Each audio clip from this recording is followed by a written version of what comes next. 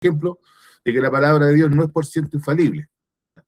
Hay otros, ¿cierto?, que tratando de defender la palabra de Dios, dicen, no, la palabra de Dios es verdadera, pero lo que sucede es que acá Jesús se equivocó, ¿ya?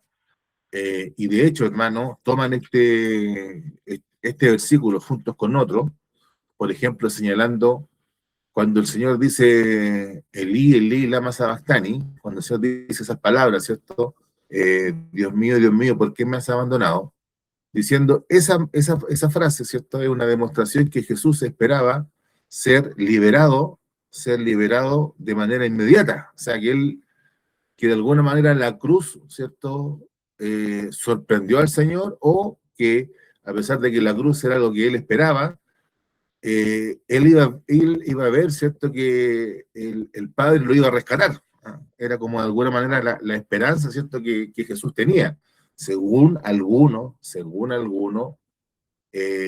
estudiosos, hermano. ¿Ya? Entonces, por supuesto que nosotros no podemos, conforme a lo que mismo dice la palabra de Dios, y conforme a lo que mismo dice el versículo, o uno de los versículos que hemos leído, nosotros no podemos interpretar la palabra de Dios bajándole el precio a la palabra de Dios, ¿ah? O quitándole importancia, ¿cierto? Hemos leído, y pastora, Mateo 24, del 31 al 35. ¿Ya? No podemos nosotros bajarle el precio y tratar de, nos encontramos con un escollo, ¿cierto? Y tratemos de resolverlo diciendo, bueno, aquí el Señor se equivocó, el Señor tenía una falsa expectativa de que su reino se iba a instaurar pronto, y él desconocía, ¿cierto?, cuándo esto iba a suceder. O, por otro lado, ¿cierto? O, como dicen algunos, bueno, esto es un ejemplo de que la palabra de Dios se equivoca. Pero el Señor dice, ¿cierto?, que el cielo y la tierra pasarán, más mi palabra no pasará. Es decir, que lo que está diciendo el Señor ahí, que su palabra se va a cumplir. Entonces, hermanos, por supuesto que, y yo les planteo este tema y este reparo, esta observación, este reclamo que se hace contra este versículo 34, para que primeramente usted esto no lo pille desprevenido, ¿ya? Para que usted no piense, chuta, acá qué es lo que sucede. ¿Ya? Que a veces antiguamente, yo no sé si eso sucederá, creo que pasa menos, pero cuando llegaban a veces los testigos de Jehová, y justo a uno le hacían una pregunta, y a veces, muchas veces, uno lo dejaban colgado, que uno quedaba pillo. ¿Ah? Entonces ellos venían, por supuesto que ellos venían con la pregunta preparada, y venían, ¿cierto?, con la respuesta según su interpretación. ¿Ya? Entonces, la idea o el propósito a lo mejor de esta lección tiene que ver con eso, ¿ya? Con que primeramente tengamos en cuenta que aquí tenemos un versículo difícil, ¿ya? El versículo 34. ¿Ya? ¿A qué se refería el Señor? ¿Ya? Y que la historia de la iglesia muchas veces se ha interpretado, como hemos dicho, uno diciendo el Señor se equivocó, y por otro lado diciendo, bueno, la palabra de Dios no siempre dice la verdad, no siempre es acertada. Entonces, ¿cuál es el propósito que Dios tiene, o cuál es el propósito, ¿cierto?, del Señor de decir estas cosas, y qué sentido tienen para nosotros el día de hoy? ¿Ya? Primero, hermano, decir, ¿cierto?, de cierto os digo que no pasará esta generación. La pregunta es, primero, hermano, aquí el Señor utiliza para introducir este tema una fórmula que él utiliza siempre cuando quiere decir una verdad bastante solemne. ¿Ah? Una verdad, hermano, que a veces no siempre es evidente, pero la reafirma, ¿ya?, basándose en su autoridad. ¿Mm? De cierto os digo, esa palabra de cierto, ¿cierto? O sea, esto es seguro, esto es así. De alguna manera esa palabra de cierto o seguro es también como un sinónimo de amén. ¿Ya? Esto es así y no hay ninguna duda. ¿Ya?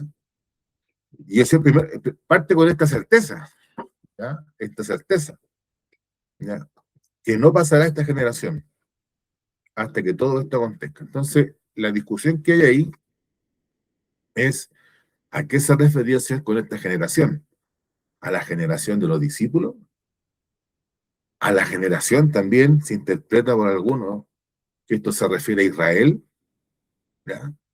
Y la generación, ¿cierto? Ahí está tomado como sinónimo de raza, ¿ah? O grupo étnico, y esto se refiere a Israel, y esta Israel no va a pasar, ¿ya? Que también, hermano, esa interpretación puede ser bastante adecuada, que Israel no va a pasar hasta que suceda todas estas cosas, ¿ya?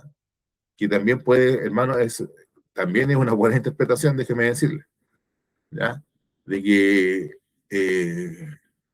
Israel va a existir, Israel va a existir hasta que el Señor venga, ¿ya? Y es, hermano, déjeme decirle que es una interpretación bastante plausible. Y déjeme decirlo, hermano, y destacar este punto. O sea, una de las características que tiene el pueblo de Israel, que a pesar de estar dispersos eh, por más de 20 siglos, ellos siempre mantuvieron su identidad, mantuvieron sus tradiciones, su lengua, su idioma y su religión, ¿no? En gran medida. Por supuesto que no siempre, sobre todo el tema de la religión, hermano, ¿no? Pero en gran medida, hermano, ellos eh, mantuvieron, ¿cierto? Su historia, sus tradiciones, sus costumbres, y siempre, hermano, han sido un pueblo que ha podido vivir separado, ¿ya?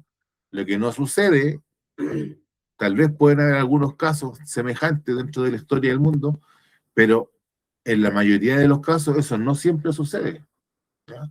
Y acá estamos hablando de un pueblo antiguo, hermano, ¿ya? El calendario judío va por el año 5000.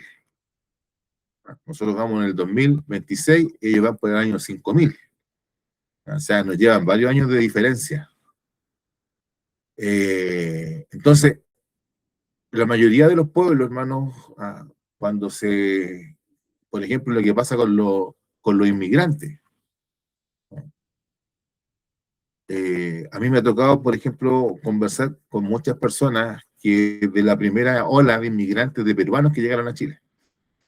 Entonces, una vez me tocó conversar con una señora con un poco de, la señora que era peruana, ¿cierto? Me conversaba con un poco de orgullo, pero también con un poco de pena, que su hijo, que había llegado niño acá a Chile, aquí en Chile le había ido súper bien, que se había comprado una casa ahí por Víctor Cocuini,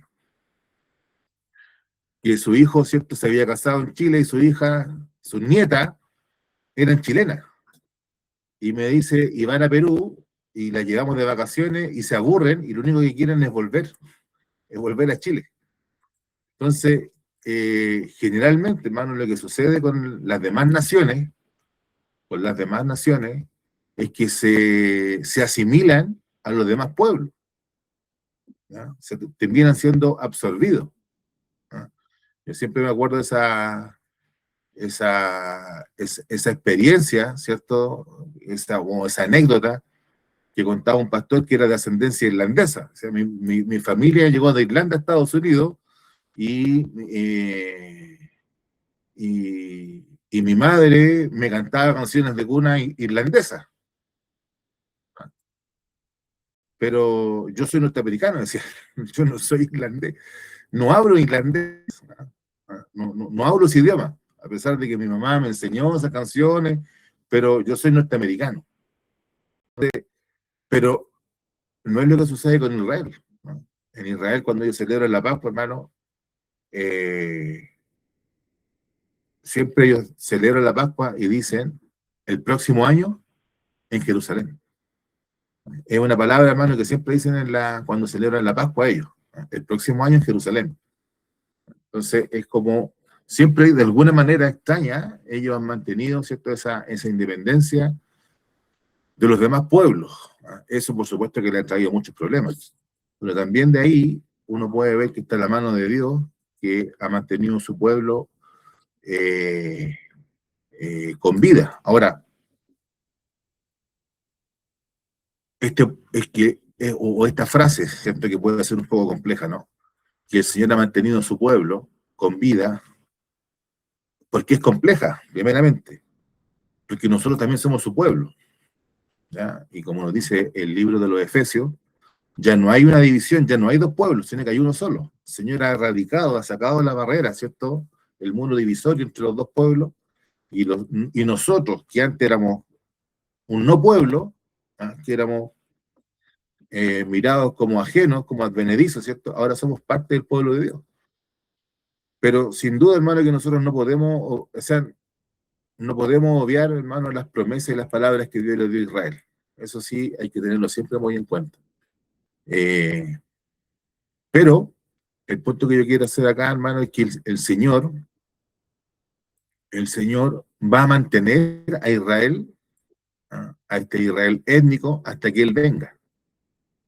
Y esa es una de las interpretaciones, hermano, sobre el versículo 34, que yo la encuentro bastante plausible, bastante natural, ¿ya? Bastante natural, bastante no muy enrevesada, ni alambicada, ni con tantos vericuetos, sino que bastante natural, bastante sencilla. Pero también podemos entender, ¿ya? Que esto también me parece bastante plausible y es la mejor, la que más me gusta a mí, como interpretación del versículo 24, cuando el Señor dice, de cierto os digo, que no pasará esta generación hasta que todo esto acontezca. ¿Qué generación? Si usted se acuerda, en el libro de Mateo, por ahí por el capítulo 12 de Mateo,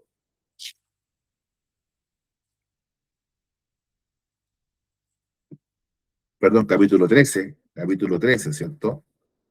Capítulo 13, el famoso capítulo de las parábolas del reino, el Señor habló, el Señor habló de, eh, el Señor habló de la parábola del trigo y la cizaña. ¿Ya? Usted se acuerda ahí en Mateo 13,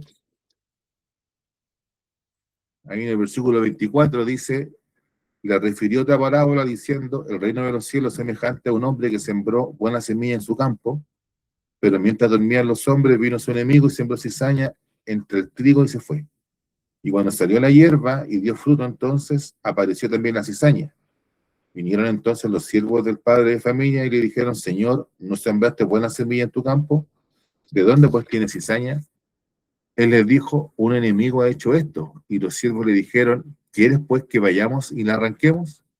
Él les dijo, no, no sea que al arrancar la cizaña arranquéis también con ella el trigo. Dejad crecer juntamente lo uno y lo otro hasta la siega. Y el tiempo de la siega, y al tiempo de la siega, yo diría a los segadores, recoged primero la cizaña y atadla en manojos para quemarla, pero recoged el trigo en mi granero.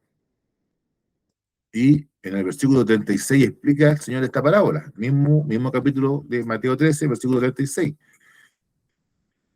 Y leamos el 37, ya, en honor al tiempo, ¿no? Respondiendo, él les dijo, el que siembra la buena semilla es el Hijo del Hombre.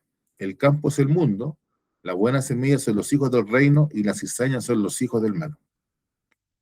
El enemigo que la sembró es el diablo, la siega es el fin del siglo y los segadores son los ángeles.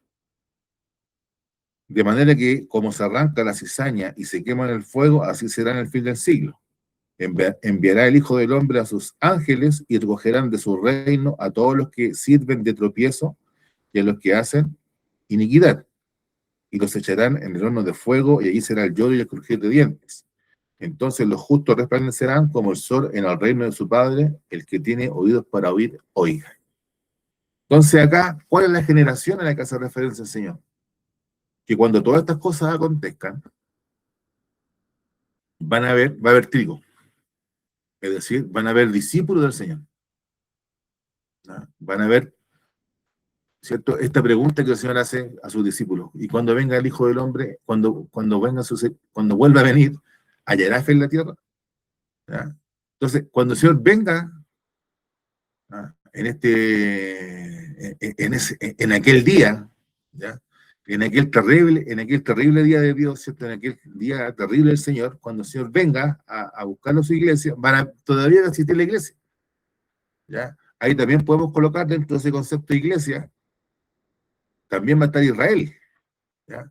O sea, va a haber trigo, ¿no? Van a haber creyentes genuinos y verdaderos, a pesar de la tribulación, a pesar de la persecución que se va a desatar al final de los tiempos, y de la desolación, hermano, de los terremotos, las guerras y todas esas cosas, hermano, que son principios de dolores, aún así van a haber creyentes fieles, ¿ya? Que son trigo, ¿cierto? Y que son los hijos del reino.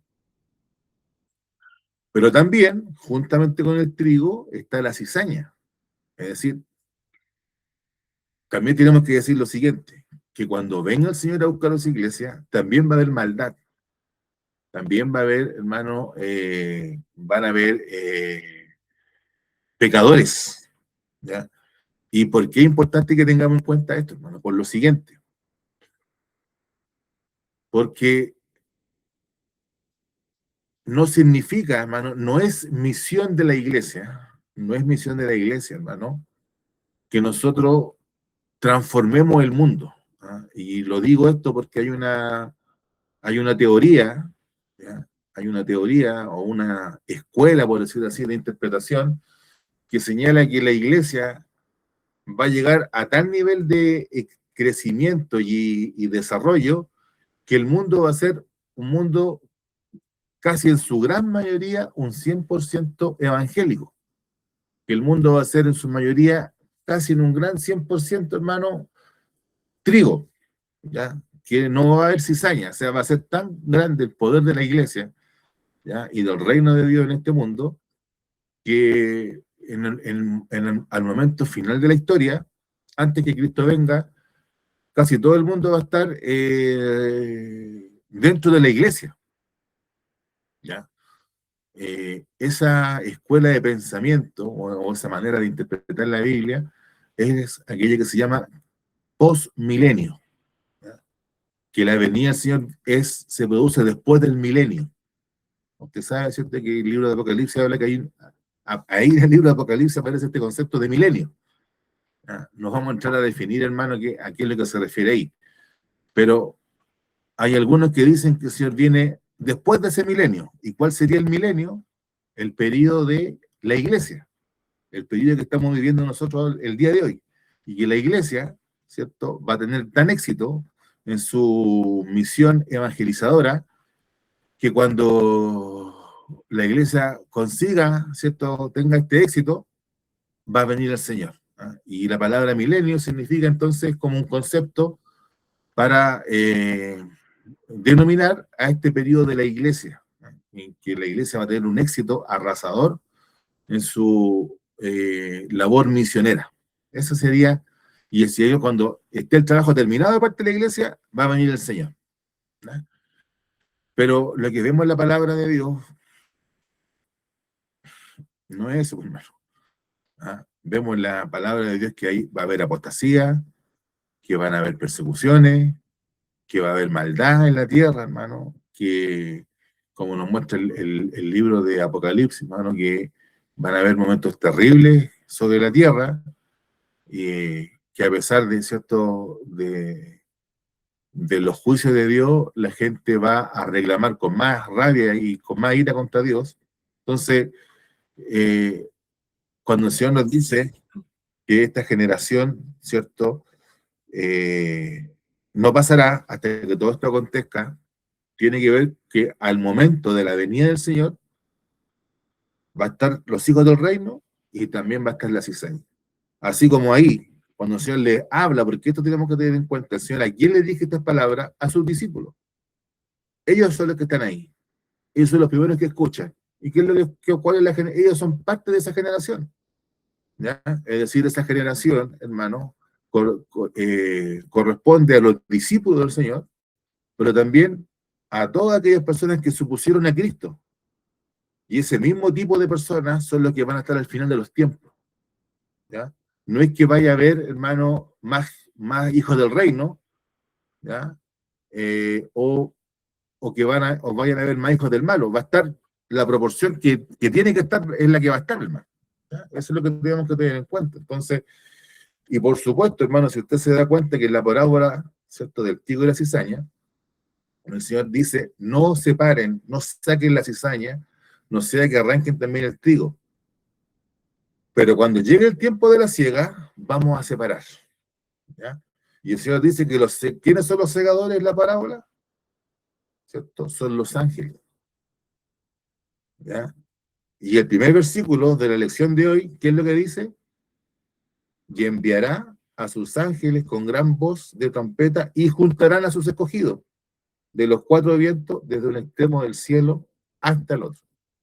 Entonces, sin duda que hay una relación, ¿ya? Que me parece también bastante natural, ¿ya? No antojadiza, no hechiza, no forzada, ¿ah? De que aquí, ¿cierto?, la referencia a la generación tiene que ver que al momento de la venida de Cristo va a haber trigo y va a haber cizaña, ¿cierto? Usted me entiende, ¿no? El que tiene oídos para entender, entienda. Oiga lo que estamos hablando, ¿cierto? Va a haber trigo y va a haber cizaña. A la época de la venida del Señor va a haber trigo y va a haber cizaña, y cuando Cristo venga, al igual que la parábola del trigo y la cizaña, el Señor va a enviar a sus ángeles y va a recoger el trigo, ¿cierto? Y la cizaña, ¿cierto? La va a separar y va a ser quemada y, ¿cierto? Eh, eh, eso, pues, hermano, va a ser quemada, ¿ya? Eso es lo que nos dice la palabra de Dios, ¿cierto? Y que los hijos, ¿cierto?, del reino van a resplandecer, que tiene bastante semejanza con lo que el Señor está diciendo aquí. Es como una aplicación. eh, lo que el Señor está diciendo acá es una aplicación de lo que Él ya enseñó en la parábola del trigo y la cizaña. Entonces, tengamos en cuenta este, hermano. Versículo 34 es un versículo complejo, un versículo difícil, porque, como lo decíamos al principio, algunos dicen que el Señor se equivocó, otros dicen, bueno, la palabra de Dios no siempre es certera, ¿ya? Pero lo que, si uno lee esto de manera natural, hermano, sin escandalizarse, lo que se da a entender es que al momento de la venida de Cristo, hermano, va a haber trigo y va a haber cizaña. Y el que sabe hacer la separación no somos nosotros, ¿ah? Sino que el que va a hacer la separación, hermano, ¿ah? Es el Hijo de Dios. Van a ser sus ángeles, hermano, ¿cierto? Que a la voz de Él van a separar y van a distinguir lo que es el trigo de la cizaña. Entonces, ahora dice el Señor que de cierto digo que no pasará esta generación hasta que todo esto acontezca. Y es por eso que todo esto, hasta que todo esto acontezca, no significa, hermano, que esto solamente está referido para la época de los discípulos, ¿ya? Porque sin duda, hermano, que en la época de la destrucción de Jerusalén existieron, hermano, hubieron eh, catástrofes. Me entró la duda con la palabra hubieron, hermano. Ya. En la época de la destrucción de Jerusalén hubo terremotos, hubo guerras, rumores de guerra, se levantaron falsos profetas. Eso está atestiguado por historiadores externos a la palabra de Dios, básicamente. Hubieron situaciones complejas que le pasaron al pueblo de Israel. La ciudad fue quemada, el templo fue destruido, hermanos, los judíos fueron llevados esclavos y los muebles del templo, hermanos, fueron llevados a Roma. ¿Ya? Como les mencionaba tiempo atrás, si usted un día va a Roma, visite el arco del triunfo, ¿cierto?, de Tito, y ahí aparecen las cosas que los romanos, ¿cierto?, que las tropas romanas sacaron del templo de Jerusalén y las llevaron a Roma. Entonces, sin duda que en la época del Señor, ¿cierto?, en la época del Señor pasaron estas cosas. Pero como hemos dicho, el versículo 24 es lo que nos está mostrando que la destrucción de Jerusalén viene a ser un modelo. La época de la destrucción de Jerusalén viene a ser un modelo de la destrucción final de todas las cosas, cuando Cristo venga, ¿ya? Y el Señor haga cielo nuevo y tierra nueva. Entonces, la señal del Hijo del Hombre viniendo con poder y gloria, los discípulos no la han visto, no la vieron, ¿ya? De hecho, muchos de los discípulos que están aquí van a morir antes de la destrucción de Jerusalén, ¿ya? Hola, ahí está la Paola, hola Paola. Parece que no echa de menos la Paola. Quiere venir a la iglesia. Entonces, eh, hay discípulos que murieron antes de la destrucción de Jerusalén que no vieron estas cosas. Porque el Señor, sin duda, no solamente estaba apuntando a los discípulos, ¿ya?, sino que estaba proyectando en el tiempo las cosas que iban a pasar. ¿Ya? Entonces no significaba esto que todos los discípulos que estaban escuchando al Señor iban a permanecer vivos hasta la destrucción de Jerusalén, sino que lo que por una cuestión histórica o de tradición inclusive se señala que el apóstol Juan es el que va quedando en Jerusalén y que sale con toda la iglesia cuando los soldados romanos hacen la invitación, hermano, que siempre en el mundo antiguo se hacía a todos los que antiguamente habían varios símbolos. A veces colocaban un brasero con carbón y lo tiraban arriba lo colocaban en un lugar alto y decían, mientras salga el humo del brasero, tienen la oportunidad de abandonar la ciudad y todos los que salgan van a poder, se les va a respetar la vida. O también los romanos hacían esto, hermano, colocaban una bandera blanca. ¿No? Y decían los romanos, mientras la bandera blanca esté en alto, todos los que salgan se les va a respetar la vida. ¿No?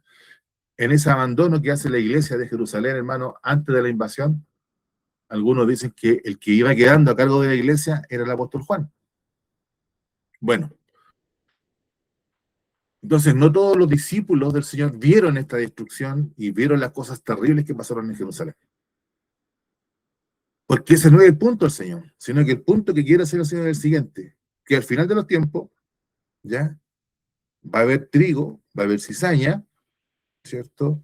Y este tipo de personas van a ver todas estas cosas, ¿ya?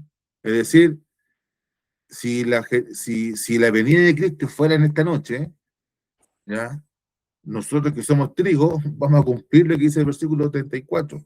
Y aquellos que son cizaña, van a cumplir lo que dice el versículo 34. Es decir, que vamos a ver, nosotros no vamos a pasar hasta que todo esto acontezca. ¿Ya? Porque después, hermano, cuando los que quedemos, ¿ya? Los que quedemos, y seamos recogidos, ¿cierto? Y seamos arrebatados y salgamos al encuentro del Señor y nuestros cuerpos sean transformados, eh, los, que, los que quedemos, hermano, vamos a tener otro estado. ¿Ya? Vamos a tener otro estado, hermano, y de alguna manera, en muchos aspectos de nuestro cuerpo, vamos a ser semejante al Cristo resucitado. Vamos de alguna manera a recuperar, hermano, esa inocencia que perdió Adán,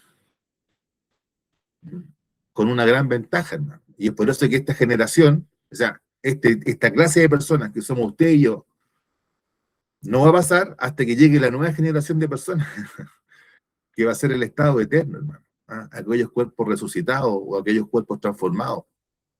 Y con una gran ventaja, ¿no? Que a diferencia de Adán, nosotros no vamos a poder pecar.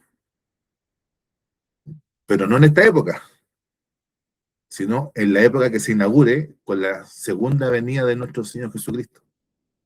¿Ya? ¿Adán tenía la posibilidad de pecar? Sí, la tenía. ¿Ya? Pero nosotros, hermano, Dios nos va a librar de esa posibilidad. ¿Ya? Nos va a librar de esa posibilidad. ¿Ya? Porque el que tenía que pasar la prueba, la pasó, ¿cierto? Que es nuestro Señor Jesucristo. Acuérdese usted que Jesucristo, el apóstol Pablo dice que Jesucristo es el último Adán, el postrer Adán, que viene a hacer el trabajo que el primer Adán no pudo hacer.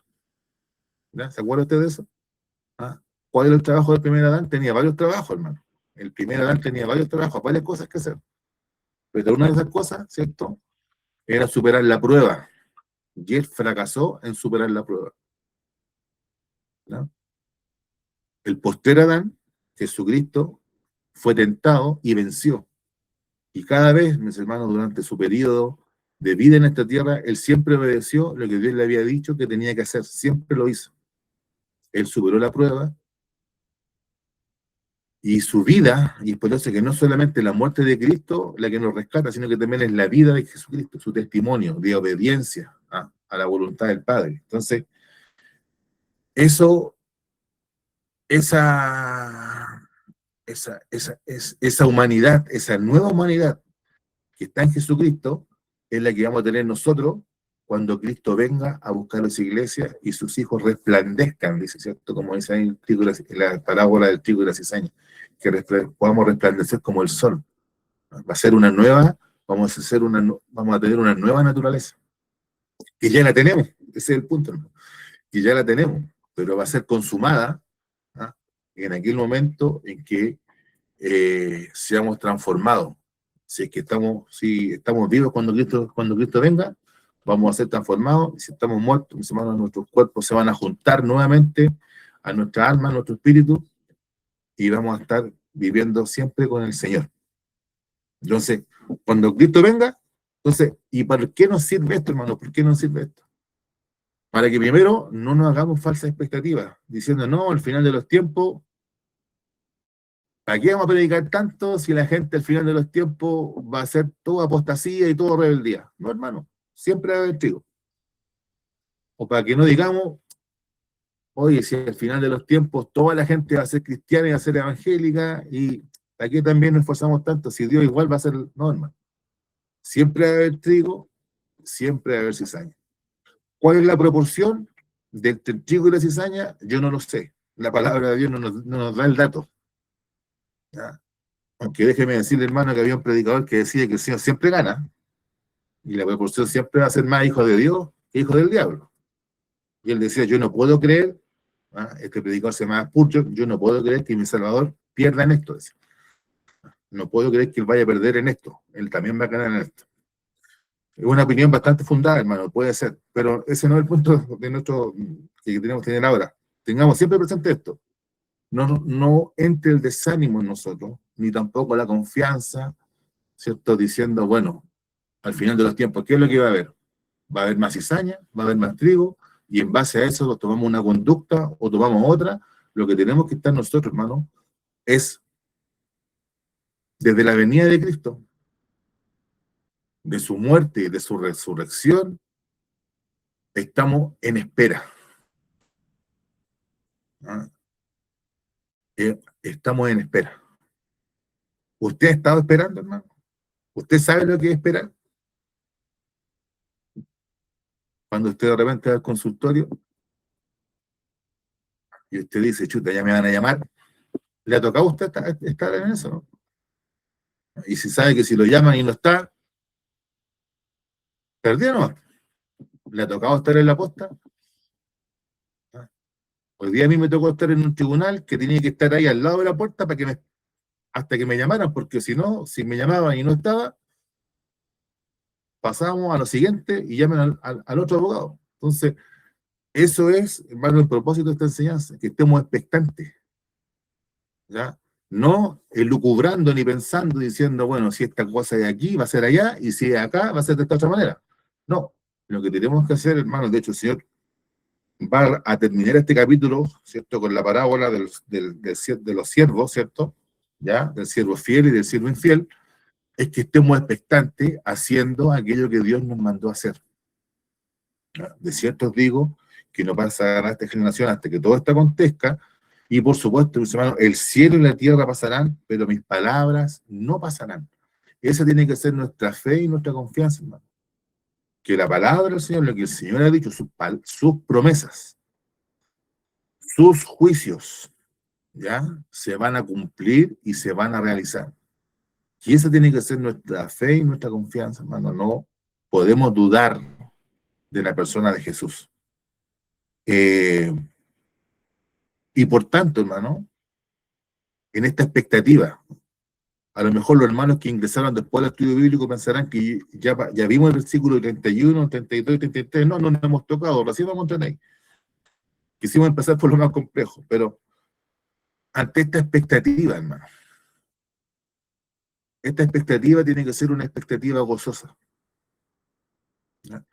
El día de hoy, ¿cierto?, se clasifica y se hace una discusión entre los inviernistas y los veranistas, aquellos que les gusta más el verano y aquellas personas que les gusta más, ¿cierto?, el invierno.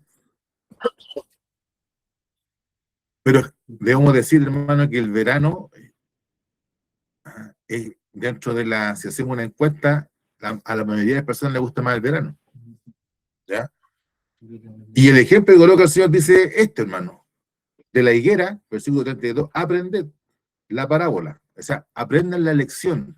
Aquí se va a hacer una comparación, utiliza este concepto de parábola como sinónimo de comparación, ¿ah? O que la historia de la higuera, ¿cierto?, lleva asociada a la siguiente enseñanza. Cuando la aprended de la higuera, cuando su rama está tierna y brotan las hojas, sabéis que el verano está cerca. Aquí también, hermano, debo decir, y a lo mejor usted opina distinto a mí, que muchos piensan que la higuera a la que se refiere el Señor acá es Israel. Puede ser, pero en realidad, si no fuera Israel, el versículo no pierde, la parábola no pierde poder, ¿me entiendes? Si sacamos de la ecuación, si sacamos la idea de que la higuera a la que se refiere acá es Israel, si sacamos esa idea, el versículo sigue teniendo la misma fuerza. ¿Cuál es la fuerza que tiene el versículo, hermano? De que cuando la higuera, ¿cierto?, está tierna, su rama está tierna y brotan las hojas, viene el verano está cerca, ¿ya? Porque lo que sí nos quiere destacar acá, y esto, hermano, lo digo porque siempre se genera mucha polémica con la existencia de Israel, ¿ah? Eh, y sobre todo con el Estado de Israel que existe el día de hoy. ¿Ya? Hay muchas veces mucha confusión y a veces se mira demasiado Israel, ¿ya? Y a veces se utiliza esta frase, ¿cierto?, de como Israel, como el reloj profético de Dios, pero no es tan así, hermano, ¿ya? No es tan así, porque nuevamente, acordándonos de Efesios 2, ya no hay muro divisorio, ya solamente existe un solo pueblo delante de Dios, ¿ya? Y lo que Israel representó como una nación, como un grupo racial, por llamarlo así, está, ¿cierto?, superado por la iglesia, ¿ya? Donde está Israel, donde están los judíos, donde está usted, estoy yo, ¿cierto? Ya no hay judío ni griego, ¿ya? ¿Cierto? Ni esclavo ni libre, sino que somos todos iguales delante de Dios. Entonces, eh, pensar, y lo digo esto con mucho respeto, no quiero que nadie se me ofenda, ¿cierto? No es mi intención, pero pensar necesariamente, obligadamente, que la higuera que se hace mención en el versículo 32 es Israel, es a lo mejor agregar un dato que el versículo en sí no lo necesita. Porque el Señor está diciendo, presten atención, cuando pasen estas cosas, los principios de dolores, la abominación desoladora, la destrucción de Jerusalén, cuando el evangelio del reino sea predicado a todas las naciones del mundo, ¿cierto? Tengan súper claro que el verano está cerca, ¿ya? Y la expectativa, hermano, ¿ya?, la expectativa del verano, la expectativa del descanso, la expectativa de disfrutar de los frutos, de la cosecha, la expectativa, hermano, y en el caso nuestro, hermano, yo no sé cómo habrá sido esto en Israel, hermano, pero la expectativa del reposo, ¿ya? Porque el verano es, en todas partes, hermano, el verano es el que marca el descanso, ¿ah? Se detienen las actividades, ¿ah? Se detienen en verano, ¿cierto? Y cuando se acaba el verano, se reinician las actividades. Entonces, el comienzo del reposo, hermano, está dado por estas señales, que es semejante a lo que sucede con la higuera, cuando su rama está tierna y brotan las hojas. Lo que tenemos que saber es que el verano está cerca. Entonces, esta expectativa de descanso, de verano, de buen tiempo, de, ¿cierto?, esta expectativa, hermano, de reposo, podemos decir así ahora, traspasando esto a un plano más espiritual. Esta expectativa de reposo, hermano, es una expectativa de gozo, una expectativa de alegría, de dicha. Y es por eso, hermano, que nosotros no podemos asustarnos. Que hay guerras, que hay rumores de guerra, por supuesto que tenemos que estar en oración, por supuesto que tenemos que estar ocupados, pero hermano, en cada uno de nosotros tiene que haber también esta actitud de contentamiento. Nuestro Señor viene, ¿ah? Ese anhelo de que Cristo viene, hermano, y eso muchas veces, cuando ante la vista, ¿cierto?, de estas señales, o el cumplimiento de estos principios de dolores.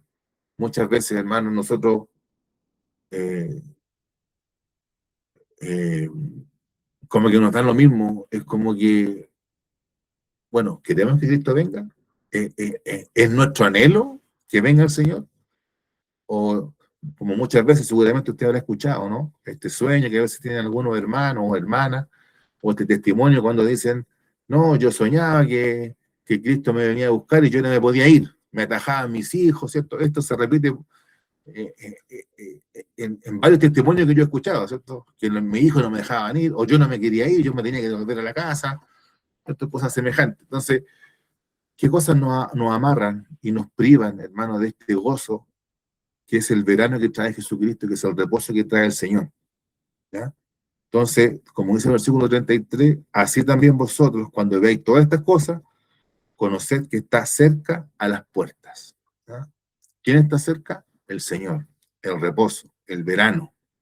¿Ya? Por eso tenemos que estar atentos, ¿ya? A las señales. Tenemos que estar atentos a las señales. Y fíjese, hermano, podemos decir así, memorizar las señales, no olvidar las señales. ¿Ya? Cuando olvidemos las señales, ¿ya? Cuando olvidemos las señales, hermano, y cuando olvidemos al que hace la señal, vamos a tener problemas. ¿Ya? Por ejemplo, tenemos una gran señal, hermano, que es que el evangelio del reino sea predicado en todo el mundo, a todas las naciones. Nos olvidamos muchas veces de esa señal, ¿no? Y cuando nos olvidamos de esa señal, nos estamos olvidando del que hace la señal, que es nuestro Señor Jesucristo. Entonces, ahí tenemos una manifestación de que a veces no nos gusta mucho el verano, no nos gusta mucho el reposo. Vemos que la higuera reverdece y tratamos de que la higuera no reverdezca, ¿no? Que se demore, que aguante un poquito. Señor, que no sé, que me quiere comprar mi casa. Señor, que quiero ver crecer a mis hijos. Señor, que quiero ver nietos. Señor, que quiero ir a Europa. Señor, que me gustaría ver un partido del Mundial de Fútbol. Entonces, todavía no venga, Señor.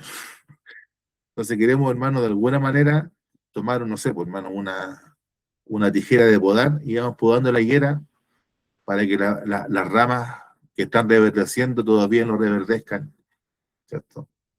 Que Dios tenga misericordia de nosotros, hermano. Que Dios nos ayude. Y para terminar como un epílogo, por decir así, tal vez un poco separado de lo que acabamos de ver. Y, y en sí, hermano, la potencia que tiene el versículo 31 es tremenda y puede, hermano, sustituir por sí solo. Y puede servir, ¿cierto?, esto como para un devocional. Fíjese el detalle. Y enviará a sus ángeles con gran voz de trompeta y juntarán a sus escogidos de los cuatro vientos desde un extremo del cielo hasta el otro. Y la devoción que nos debe generar este versículo es la siguiente, hermano. Que el Señor va a aparecer en los cielos. El sol y la luna dejarán de resplandecer. Las estrellas caerán. ¿Ah? ¿Cierto? Va a haber todo un cataclismo cósmico, estelar, un desorden en nuestra galaxia, hermano, sino también podemos decir en el universo. Y todo esto, hermano, para venir a buscarnos a nosotros. ¿Se da cuenta ese detalle, hermano? Lo maravilloso que es Dios, lo misericordioso que es Dios, hermano, lo magnánimo, lo generoso que es Dios con nosotros. En un momento el Señor va a decir, esto se termina, se acaba el sufrimiento, se acaba el dolor, se acaba la persecución, se acaba la muerte, se acaba el pecado, eh, vengo a buscar a mi pueblo. Y eso, hermano, como aparece acá, no es algo que se hace de manera oculta, no es algo que se hace de manera, cierto, disimulada, sino que con gran sonido de trompeta y de ángeles, hermano, que van a recorrer la tierra, buscando a sus hijos, buscando a sus escogidos. Que Dios nos ayude en esto, hermano. Versículo 31, un versículo precioso, hermano. Y que muestra que el Señor, de todas las cosas que Él va a hacer, es que va a venir, viene a buscar a su iglesia. Y yo siempre esto lo digo, hermano. Si el Señor viene a buscar a su iglesia, es porque ama a su iglesia. ¿Y por qué nosotros muchas veces no amamos la iglesia? Podemos decir, hermano, que una de las señales que a lo mejor está implícitamente en el versículo 24, así como hemos dicho, es la existencia de Israel, también podemos decir, hermano, que una de las señales es la existencia y la supervivencia de la iglesia, porque Dios ama a su iglesia. Entonces, también cuando no amamos la iglesia, cuando criticamos la iglesia, cuando despreciamos a los hermanos de la iglesia, hermano, eh, ¿usted se da cuenta contra quién se está yendo? O yo me doy cuenta contra quién me estoy yendo, hermano, cuando ante quién me estoy enfrentando, ¿cierto? Es muy parecido esto a las palabras que el Señor le dijo a Samuel cuando el pueblo de Israel pidió rey. ¿Se acuerda usted, cierto, de esa historia cuando el pueblo de Israel pidió rey? Y Dios le dijo, como que le dijera así, no voy a parafrasear, tranquilo Samuel, porque no te han despreciado a ti, le dijo el profeta, sino que a mí me han despreciado, porque el rey de Israel era el Señor. ¿Ah? Entonces, así también pasa, hermano, muchas veces con nosotros. Si tenga usted siempre esto en cuenta, hermano, el Señor viene a buscar a su iglesia. Va a mover, y podemos decirlo así, hermano, va a mover cielo y tierra. ¿Ya? El sol va a dejar, el sol no va a tener razón de ser, hermano, porque la luz de Cristo va a iluminar todo. Y la luna y el sol, hermano, se van a opacar ante la luz del Señor. Van a caer ciertos meteoritos, ¿ya? Van a caer a la tierra, hermano, van a haber terremotos. Seguramente el eje de la tierra se va a mover ante la presencia de Cristo. ¿Y para qué? Para venir a buscar a su iglesia, para venir a buscarnos a nosotros. Por tanto, nosotros, hermano, si el Señor llega a ese punto, ¿ya?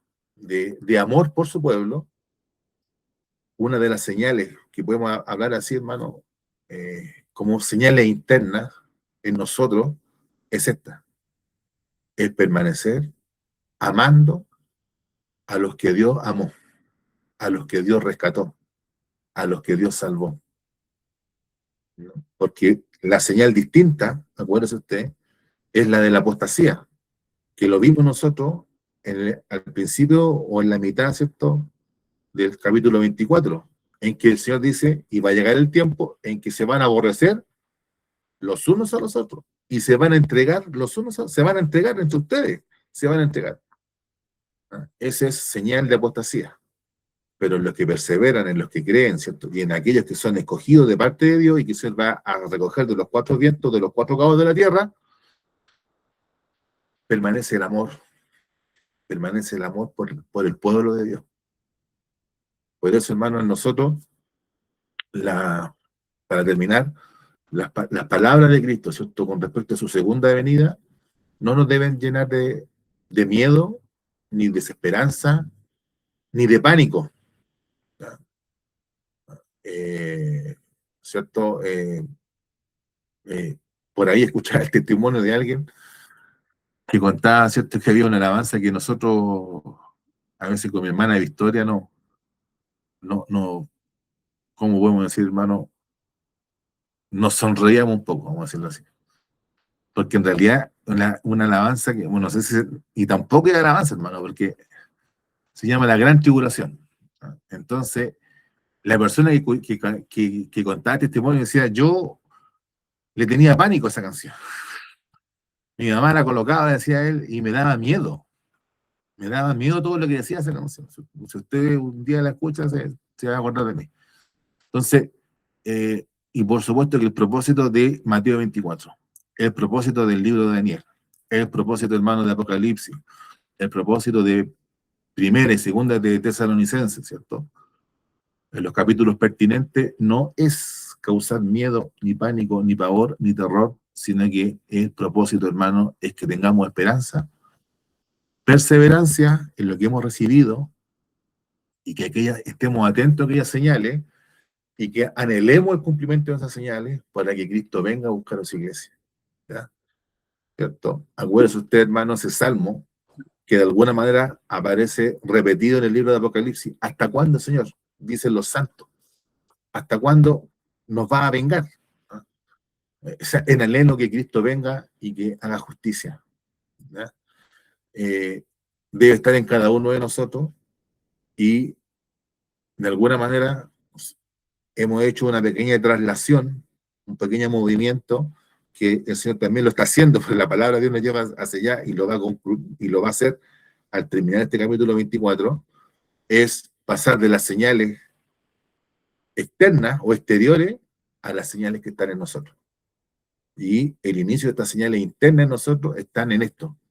¿Anhelamos la venida del Señor? ¿Tenemos un deseo por el verano, por el descanso, por el reposo que Dios trae para su pueblo, para sus hijos? ¿Amamos a aquellos que Dios ama?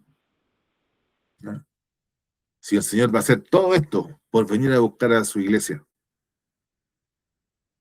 ¿cuánto hacemos nosotros, hermanos, a veces para apoyar, para ayudar a nuestros hermanos? Reflexionemos en la palabra de Dios, pidámosle gracia y sabiduría al Espíritu Santo y pidámosle ayuda a este mismo Espíritu, ¿cierto? Para que aquellas señales internas en cada uno de nosotros vayan creciendo, vayan aumentando, vayan madurando, hermano. Y que cuando Cristo venga por nosotros, ¿cierto?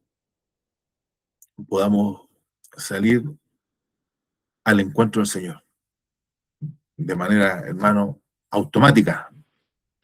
Así, hermano, hermano, es como ¿cierto? Como las mascotas salen al encuentro de sus amos, hermano. Así también, hermano. Yo acá tengo un gato que una vez, hermano, por mi trabajo llegué aquí como a las 2 de la mañana. Y al frente donde yo vivo, había una pizzería, hermano. Y el gato, usted sabe que los gatos son bien particulares, hermano, pero este gato conoce el auto. Vio que llegó el auto y yo lo vi cómo se bajó del techo y llegó corriendo a recibirme, hermano. Es algo instintivo en los animales, hermano, acudir al amo. Casi también sea nosotros, hermano. Cuando venga el Señor, termino con esto, hermano. Me acuerdo un testimonio de un pastor galés que sus hijos pedían, el pastor estaba moribundo y sus hijos pedían por salud. Y el pastor le dijo: no, hijo, ya no pidan por salud. Yo me quiero ir al encuentro del Señor. Dejen que me vaya. Que Dios en esta noche nos bendiga a todos. Hasta aquí la enseñanza de su palabra. Muchas gracias por su atención. Y los avisos, ¿cierto? Bueno, el día de mañana todas las clases tenemos servicio y estemos preparándonos, ¿cierto? Estemos atentos también a todas las informaciones que se van a ir dando para el servicio, que es el 18, hermano, el 18. Si me equivoco, no tengo el calendario aquí, pero entiendo que es el 18 de junio, de julio, ¿verdad? De julio, 18 de julio, vamos a recibir la visita de 6 o 7 iglesias del área metropolitana que van a estar con nosotros en el Templo Matriz. Entonces, para ese día sábado, hermano, es muy importante nuestra asistencia. ¿Ya? Así que estemos atentos a todos los avisos que se den con respecto a esto. Y el día domingo, nosotros tenemos este domingo, tenemos escuela dominical a las 10:30 de la mañana, servicio al cual estamos todos cariñosamente invitados. ¿Ya? Mis hermanos, vamos a despedir este servicio. Nuestro pastor, hermano, hoy día estuve conversando con él, estaba un poco delicado de salud, por lo mismo no podía estar con la cámara encendida. También antes del servicio, mi hermano Humberto me llamó, también disculpándose que no podía estar porque justo le tocó hacer un trabajo y no podía estar con nosotros, y también saludo a la iglesia. Así que, mi hermano, vamos a pedir la bendición del Señor, vamos a pedir la bendición del Señor para que demos término a este servicio. Padre, en el nombre de Jesús, te damos gracias, mi Dios, en esta noche, Señor. Yo te pido, mi Dios, que esta palabra que ha sido sembrada en nuestros corazones dé fruto abundante para tu gloria. Fruto de tal manera, mi Dios, de tal magnitud, que lo podamos compartir con los demás. Mi Dios, si ha quedado alguna duda, si algo no ha sido bien explicado, mi Dios, si en algo me he equivocado, Señor, corrígelo tú, conforme a tu gracia, Señor, conforme a la fe de cada uno. Corrígelo conforme a tu soberanía y tu poder, Padre bendito. Pero, mi Dios, que el fruto que viene de lo alto, Señor, también sea compartido con cada hermano, con cada hermana, con cada niño, con cada niña, con cada joven, con cada señorita que lo necesita, Padre. Bendice a tu pueblo, bendícenos a cada uno de nosotros, Padre, en el nombre de Jesús, nuestro Señor. Amén. Gloria a Dios, gloria a Dios, gloria a Dios para siempre. Muy buenas noches, mis hermanos. Muchas gracias. Buenas noches. Buenas noches, Rodamil, gracias. Mi hermano Alejandro, hermano Edgardo, Tarita, saludos. Buenas noches. Germán, Claudita, bendiciones. Abríguense que hace mucho frío. Germancito, bendiciones.